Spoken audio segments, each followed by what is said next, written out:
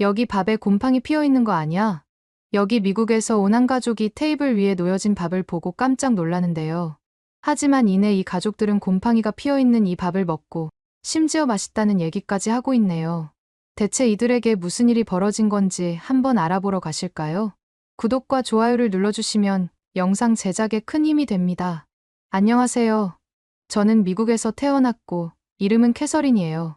오늘은 제가 한국어에 빠지게 된 이야기를 들려드리려고 해요. 사실 저는 어릴 때부터 언어를 배우는 걸 정말 좋아했어요. 특히 외국어를 접할 때면 왠지 모를 설렘이 가득했죠. 외국어를 배워서 직접 읊어보면 마치 그 나라 사람이 된 것 같아 기분이 묘해지더라고요. 처음엔 프랑스어, 스페인어 같은 언어들을 공부했어요. 그런데 우연히 한국어를 접하게 됐는데 이게 웬일인가요? 한국어 발음을 처음 들었을 때 저는 깜짝 놀라고 말았어요. 마치 노래를 듣는 것 같았거든요. 한국어 특유의 억양과 리듬이 너무나 매력적이었죠. 근데 더 놀라웠던 건 한글이에요. 동그랗고 귀여운 모양의 자음과 모음들을 보고 있자니 왠지 사랑스러운 느낌이 들더라고요. 글자한테 어떻게 사랑스러운 느낌이 들 수 있겠냐고 하시겠지만 제가 한국어를 잘 모르던 시절에는 한국어를 어떻게 알아본 줄 아세요? 이응이라는 글자로 알아봤어요. 문장에 동그라미가 들어가 있으면 이 글자가 한국어구나 하고 생각했죠. 그러다 보니 저는 한글의 모음, 자음 중에서 이응이라는 글자가 제일 마음에 들더라고요. 그 뒤로는 한국어에 꽂혀서 하루 종일 저는 한글을 공부했어요. 이런 식으로 하나의 언어에 빠지면 항상 그 언어를 완전히 익힐 때까지 공부하는 편이에요. 한국어를 공부하다 보니 굉장히 과학적으로 만들었다는 사실을 알게 되었는데 그렇다 보니 다른 언어들보다 훨씬 금방 익힐 수 있었죠. 한국어를 어느 정도 익히고 나서부턴 본격적으로 한국에 대해서 깊게 파기 시작했어요. 제가 얼마나 한국에 대해서 빠져 있었냐면요. 대학교에서 전공을 한국어로 할 정도로 푹 빠져 있었다니까요. 이런 제 선택을 보고 주변에서는 걱정이 많았어요. 한국어 전공으로 뭘 할 수 있겠어? 라는 말도 수없이 들었죠. 하지만 남들이 뭐라 하든 귓등으로도 듣지 않고 오로지 한국어 공부에만 매진했답니다. 얼마나 대학 생활이 즐거웠는지 몰라요. 같은 과 친구들과 한국어로 수다도 떨고 한국 노래도 듣고 한국 드라마를 보면서 얘기를 많이 나눴거든요. 덕분에 자연스럽게 한국 문화도 접하게 되더라고요.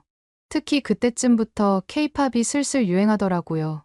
이제서야 모두가 한국을 알아봤구나 하면서 저도 모르게 뿌듯했다니까요. 제가 한국인이 아닌데도 말이죠. 이렇게 한국어를 배우면서 한국 문화에도 점점 빠져들었어요. 그러다 문득 든 생각이 있었어요. 직접 한국에 가보면 어떨까 라는 생각이 들더라고요. 그 생각이 들자마자 저는 비행기표를 바로 예약했어요. 마치 방학이기도 했고 지금이 아니면 한국 갈 수 있는 기회가 없을 것 같았거든요. 한국에 여행을 다녀오겠다고 부모님께 얘기를 꺼냈는데 굳이 한국까지 가야겠냐는 말씀을 하시긴 했지만 그래도 제가 한국에 꽂힌 걸 제일 잘 아는 사람은 부모님이셔서 그런지 생각보다 흔쾌히 허락해 주시더라고요. 그렇게 제 첫 한국 여행은 일주일 동안이었는데 그 일주일이 제 인생을 바꿀 만한 시간이었다고 해도 과언이 아니에요. 아직까지 제 기억에 또렷하게 남아있는 한국 여행에서 특히 인상 깊었던 건 게스트하우스에서 있었던 일이에요. 사실 그때 저는 한국어가 서툴렀거든요. 간단한 의사소통은 가능했지만 복잡한 문장은 어려웠죠. 그래도 용기를 내서 게스트하우스에서 머무르기로 결정했어요. 지금까지 열심히 한국어를 공부해봤는데 써먹어야지 싶었거든요. 그리고 한국인들과 자연스럽게 어울려보고 싶었어요. 다음 날 아침, 게스트하우스 주인 아주머니께서 친절하게 아침밥을 차려주셨어요. 정갈한 반찬에 따끈한 밥 한 공기까지 보자마자 침이 절로 넘어가더라고요. 거기다가 한국 가정식이라니 꼭 먹어볼 수밖에 없었죠. 감사하다는 인사를 전하려 입을 열었는데 문제는 거기서부터 시작됐어요. 제가 반찬이 엄청 맛있겠네요. 잘 먹겠습니다 라는 말을 했는데 아주머니가 갑자기 웃으시면서 이런 말씀을 하시는 거예요. 시방 뭐라고 말한겨? 순간 머리가 하얘졌어요. 제가 외국어를 배울 때 글자를 떼자마자 가장 먼저 배우는 것이 그 나라의 욕이거든요. 왜냐하면 그 나라 여행할 때 누가 저한테 욕하면 바로 알아들어야 하니까요. 그렇게 한국어를 배울 때도 가장 먼저 욕을 배웠는데 갑자기 욕이 들리는 거 아니겠어요? 저는 그때부터 손을 벌벌 떨고 아주머니 상대로 어떻게 해야 되나 고민을 했죠. 그래도 아직 한국어가 미흡해서 제가 잘못 알아들은 것일 수 있으니 아주머니께 다시 한번 여쭤봤어요. 시방이라고요. 혹시 저한테 욕하신 건가요? 제 질문을 들은 아주머니는 깔깔 웃으시며 말씀하셨어요. 어머, 깜짝 놀랐제. 우리 충청도에선 시방이 지금이란 뜻이요. 내 말은 지금 뭐라고 하셨어요? 기라. 세상에, 그 순간 얼마나 안도했는지 몰라요. 괜히 저도 모르게 울컥하더라고요. 그래도 다행히 온몸에 힘이 탁 풀리면서 마음이 편해졌죠. 알고 보니 아주머니는 발음이 어눌한 제 질문을 제대로 알아듣기 힘들어서 다시 되물으신 거였더라고요. 그렇게 오해가 풀리고 아침을 맛있게 먹었죠. 아침을 먹으며 아주머니와 이런저런 얘기를 나누었어요. 아주머니는 제가 한국어를 배우러 왔다는 걸 아시고는 무척 좋아하셨죠. 한국어의 재미와 묘미에 대해 들려주시면서 사투리의 매력도 알려주셨어요. 덕분에 저는 한국의 사투리가 이렇게 재미있고 다양하다는 걸 처음 알게 됐죠. 제가 감사 인사를 하려고 아주머니, 밥 맛있게 먹었습니다라고 말씀드렸는데요. 그랬더니 아주머니가 아유, 그런 말 말고 이렇게 해봐요. 아줌마, 밥 묻고 갑니더라고 가르쳐 주시는 거예요. 그 충청도 사투리로 인사를 하는데 왠지 제 입에서 자연스럽게 흘러나오는 느낌이었어요. 아주머니도 제 발음이 좋다며 엄지손가락을 치켜 세워주셨죠. 그 작은 격려가 제게 얼마나 힘이 되었는지 몰라요. 거기다가 한국인이 정이 많다는데 그게 무슨 느낌인지 알게 되었죠. 그렇게 한국에서 지냈던 일주일은 제 인생에서 잊을 수 없는 시간이었어요. 특히 게스트하우스에서의 그 에피소드는 한국어의 매력을 새삼 깨닫게 해준 계기였죠. 한국을 여행하면서 만난 사람들, 경험한 문화들이 되게 인상 깊더라고요. 그래서 문득 이런 생각이 들었어요. 저는 정말 한국에서 살아야겠다는 생각이요. 여러 가지 면에서 볼 때 저는 미국보다는 한국이 더 잘 맞겠다는 생각이 들었거든요. 그때부터 마치 제 인생의 목적을 발견한 느낌이 들면서 짜릿하더라고요. 근데 문제는 내가 한국에서 정확히 무엇을 하며 살 것인가였죠. 고민 끝에 떠오른 게 바로 한국어 선생님이었어요. 요즘에 한류가 워낙 유행해서 주변만 봐도 저처럼 한국과 한국어에 매료된 외국인들이 정말 많았거든요. 이런 사람들한테 아름다운 한국어를 알려주고 한국 문화를 전달하면서 살면 정말 행복하겠다는 생각이 들더라고요. 그래서 저는 외국인들한테 한국어를 가르치는 일을 제 꿈으로 삼고 한국어 교사가 되어야겠다는 결심을 했답니다. 그렇게 한국에서 살아야겠다고 결심하고 부모님께 말씀드렸을 때 부모님의 반응을 잊을 수가 없었어요. 눈이 휘둥그레지고 입은 떡 벌어지고는 한참을 말씀이 없으셨죠. 부모님은 완강히 반대하셨어요. 제 결정이 너무 황당하고 경솔해 보였나 봐요. 사실 부모님 입장에서는 당연한 거였죠. 갑자기 딸이 지구 반대편에 가서 산다는데 가만히 있을 부모가 어디 있겠어요? 그래서 저는 설득에 나섰어요. 한국에서 살고 싶은 이유, 한국어를 가르치고 싶은 꿈에 대해서 차근차근 설명드렸죠. 이 모든 걸 쏟아내면서 제 진심을 전달하려 애썼죠. 며칠을 설득했지만 부모님의 대답은 늘 안 되었어요. 부모님은 한국에 간다는 것 자체가 불안하고 걱정되는 모양이었죠. 그러던 어느 날, 결국 저와 부모님 사이에 큰 다툼이 일어나고 말았어요. 넌 대체 우리 생각은 하고 있는 거니? 왜 자꾸 한국에 간다고 하는 거야? 다시는 한국 간다는 얘기 꺼내지 마라. 아빠의 고함에 눈물이 날 것만 같았어요. 하지만 제 인생은 부모님께서 책임져 주시지 않으니 제가 선택한 것은 꼭 해봐야겠다고 생각했어요. 물론 싸우자마자 짐을 싸서 나온 저도 잘못한 건 맞는데 그때가 아니라면 제가 한국에 가서 절대 살 수 없을 거라고 생각했죠. 제가 한국에 간 이후로 부모님과는 전보다 더 서먹서먹해졌어요. 전화할 때마다 말다툼만 하는 것 같았고 서로 이해하지 못하는 듯 했죠. 부모님은 아직도 제 선택을 완전히 받아들이지 못하신 것 같았어요. 한국에서 뭐가 좋다고 거기서 사니? 이제 그만 집에 들어와. 부모님의 말씀에 마음이 아팠죠. 한국에서의 저를 보여드리고 싶었지만 쉽지 않았어요. 하지만 언젠간 부모님도 저를 이해해 주실 거라고 믿었죠. 그렇게 하루하루 버텨내며 한국에서의 생활에 적응해가고 있었어요. 부모님과의 갈등은 여전했지만 그래도 한국은 포기할 순 없었거든요. 그렇게 시간이 흘러서 한국에서 어느덧 3년이라는 세월이 흘렀어요. 긴 시간이었지만 저는 잘 적응하며 살아가고 있었죠. 그런데 어느 날 갑작스레 부모님으로부터 연락이 왔어요. 일주일 뒤에 한국에 와보신다는 거예요. 너무 놀라서 귀를 의심했어요. 설마 제가 잘못 들은 건 아닌지 부모님께 재차 되물었죠. 부모님을 만날 생각에 가슴이 뛰었죠. 설렘 반, 긴장감 반으로 일주일을 보냈어요. 한국에 온 이후로 처음 만나는 엄마 아빠였거든요. 온갖 상상을 하며 마음을 졸였죠. 그리고 부모님을 모시고 어디로 가야 되는지 몇 날 며칠 밤을 새가면서 리스트를 쭉 작성했던 것 같아요.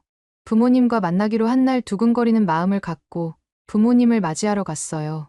오랜만에 뵌 부모님께선 허리를 퉁퉁 치면서 이렇게 먼 곳을 어떻게 왔다 갔다 하냐면서 잔소리를 하시더라고요. 숙소에 도착 후 가장 먼저 부모님을 모시고 갈 곳은 청계천이었어요. 사실 택시를 탈까 지하철을 탈까 굉장히 고민을 많이 했는데 결국에는 지하철을 타고 가기로 했죠.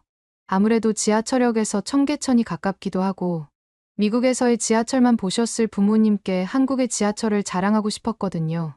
그렇게 지하철로 모시고 갔는데 저희 아빠가 지하철역에 들어서자마자 깜짝 놀라시는 거 아니겠어요?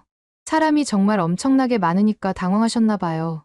그러다가 갑자기 한 가지를 발견하고 더 놀라셨죠.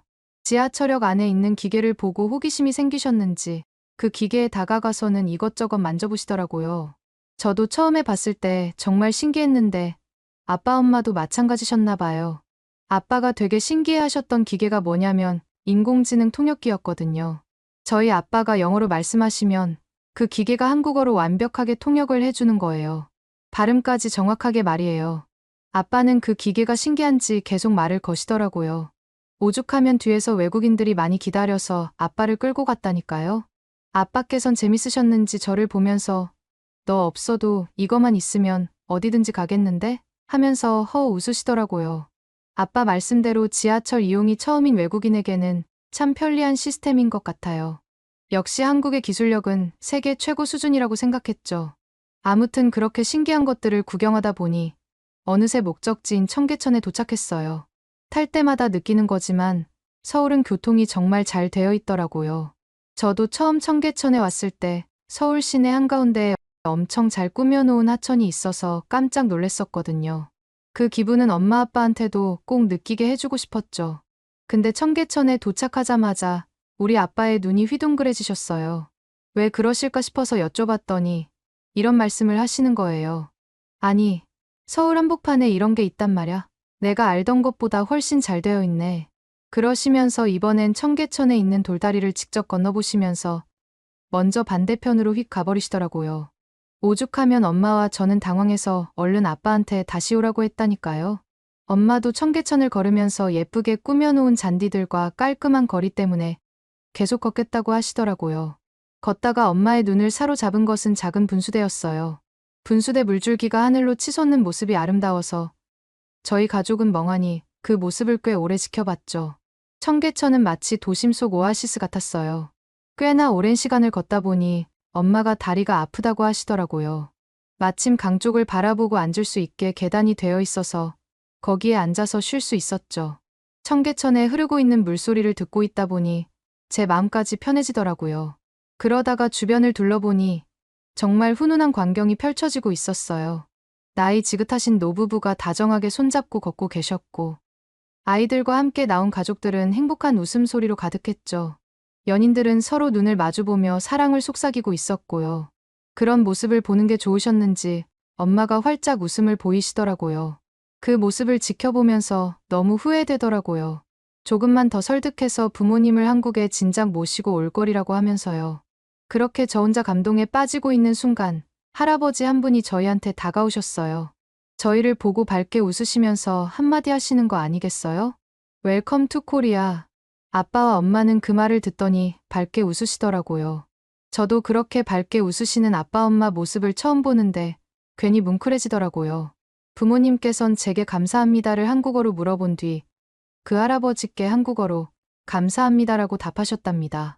그렇게 청계천에서 즐거운 시간을 보내고 나니 어느덧 해가 뉘엿뉘엿 넘어가고 있었어요. 그런데 저희 어머니께서 갑자기 출출해 하시는 거예요. 이제 배가 좀 고프네. 우리 밥 먹으러 갈까? 가족들 모두가 동의를 했죠. 부모님을 모시고 처음 간 식당은 한정식집이었어요. 부모님께 한식은 꼭 먹여드리고 싶었거든요. 저도 이렇게까지 좋아하니 부모님께서도 마음에 들 거라고 생각했죠. 자리에 앉자마자 저는 기다렸다는 듯이 메뉴판을 뒤적거렸어요. 저는 기쁜 마음으로 가장 비싼 한정식을 3인분 시켰답니다. 조금 기다리니 직원분께서는 아주 많은 반찬들을 테이블에 놓아주셨어요. 아빠가 그걸 보더니 입을 떡 벌리시더니 놀래시더라고요. 너무 많이 돈을 쓴 거 아니냐면서 말이에요. 저는 웃으면서 이렇게 시켜도 미국에 있는 비싼 레스토랑 가서 밥을 먹는 것보다 훨씬 싸다고 말씀드렸죠. 마지막 밥까지 나왔는데 엄마가 계속 밥을 뚫어져라 쳐다보는 거예요. 그러고선 저한테 심각한 목소리로 귓속말로 한마디 하시는 게 아니겠어요? 예. 혹시 저기 밥에 곰팡이가 핀 건 아니지? 밥이 시꺼멓잖아. 순간 저는 푹 하고 웃음이 터져버렸죠. 흑미밥을 보면서 심각하게 걱정하시는 엄마의 모습이 너무 귀여우셨거든요. 그래서 저는 엄마에게 설명해 드리기 시작했어요. 아니에요. 엄마, 저건 곰팡이 아니라 흑미예요. 검은 쌀이죠. 몸에 엄청 좋대요. 한번 드셔보세요. 엄마는 밥을 한 입 드시더니 은은한 달달함과 톡톡 터지는 흑미가 매력이 있다고 반찬도 안 드시고 계속 밥만 드시더라고요. 다른 반찬을 드셔보라고 말씀드리니 간장게장을 잡으시는 게 아니겠어요? 엄마는 간장게장을 한 입 드시더니 어떻게 젤리 같은 게 입안에서 톡톡 터질 수 있냐면서 계속 드시더라고요. 짭짤하면서 달달한 게 엄마의 밥도둑이었나 봐요. 그렇게 한정식집에서 나오는데 부모님의 얼굴에 흐뭇한 미소가 가득하신 거 있죠? 저희 엄마는 계속 맛있었던 요리와 반찬들의 이름을 외우려고 노력하시더라고요. 근데 특히 부모님이 감동받으신 게 뭔지 아세요? 바로 상차림이 너무 예쁘다는 거예요. 그릇마다 음식들이 엄청 정성스럽게 담겨 있고 생긴 것도 되게 조화롭다 보니 이런 부분에 부모님이 반하셨더라고요. 한식의 맛도 맛이지만 그 정갈함까지 부모님 마음을 사로잡았나 봐요. 김치찌개 드실 때 그 얼큰한 맛, 불고기 드실 때 달콤한 풍미, 잡채 드실 때 쫄깃함까지 부모님이 다양한 음식을 맛보시면서 엄지척 날리시는 걸 보니 제가 다 기분이 좋더라고요. 한국 음식 처음 접해보시는 부모님들이 이렇게까지 좋아하실 줄은 몰랐어요. 아빠가 한국 음식이 내가 생각한 것보다 훨씬 맛있는데 우리 딸이 왜 한국 음식에 빠졌는지 알 것 같아 라고 하시는데 그 말씀 듣고 제가 왜 이렇게 뿌듯한지 모르겠더라고요. 제가 그렇게 사랑하는 한국 음식을 부모님도 인정해 주시니까 너무 기뻤죠.